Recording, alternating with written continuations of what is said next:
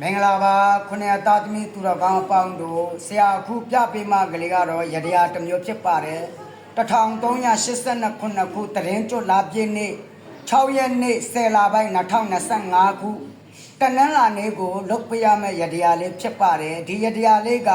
ဖျောင်းတိုင်ရှစ်တိုင်ကိုတောင်၄တောင်းမှာထွန်းပေးမယ်ပြီးလို့ရှင်ဒီလိုအိုးလေးပါရမယ်အိုးကတော့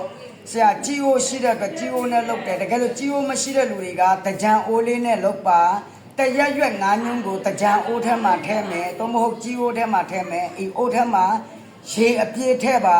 ရေအပြည့်ထည့်ပြီးလို့ရှင်စပွဲလေးနဲ့ဖျောင်းနိုင်ရှစ်တိုင်ကိုဒီလိုထုံးပေးလိုက်ပါထုံးပေးပြီးလို့ရှင်ကိုယ့်ရဲ့မိသားစုစီဝါရဲ့လလဘာကရှိဖို့ပေါ့နော်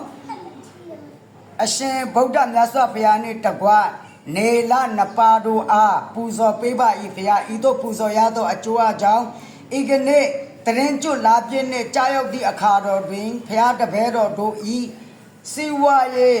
လလဘာကကိုပြည့်စုံစေပြီးကောင်းခြင်းမင်္ဂလာများကိုပေးသနာတော်မူပါဆိုပြီးတော့ဆုတောင်းလိုက်ပါဒီလိုဆုတောင်းခြင်းအပြင်မိတ်ဆွေတို့ဤကံကြမ္မာကိုကောင်းခြင်းချမ်းသာကိုရမှာဖြစ်ပါတယ်အဲ့တော့လွယ်ပါတယ်ဓာတ်တွေ့ကြကြလောက်ပါလောက်ရမယ့်အချိန်ကတော့တရင်ကျွတ်လာပြည့်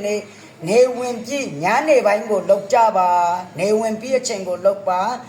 ခုနှစ်သားသမီးသူတော်ကောင်းအပေါင်းတို့ဆရာရဲ့ like လေးကို follow လေးတွေလောက်ထားပေးပါနော်ဒီအတိုင်းလောက်အားလုံးအကြံစီအောင်မြင်ကြပါသေးဆရာထွန်းထွန်းလင်းဖြစ်ပါတယ်ခုနှစ်သားသမီးတို့ကောင်းခြင်းချမ်းသာကိုရနိုင်ကြပါသေး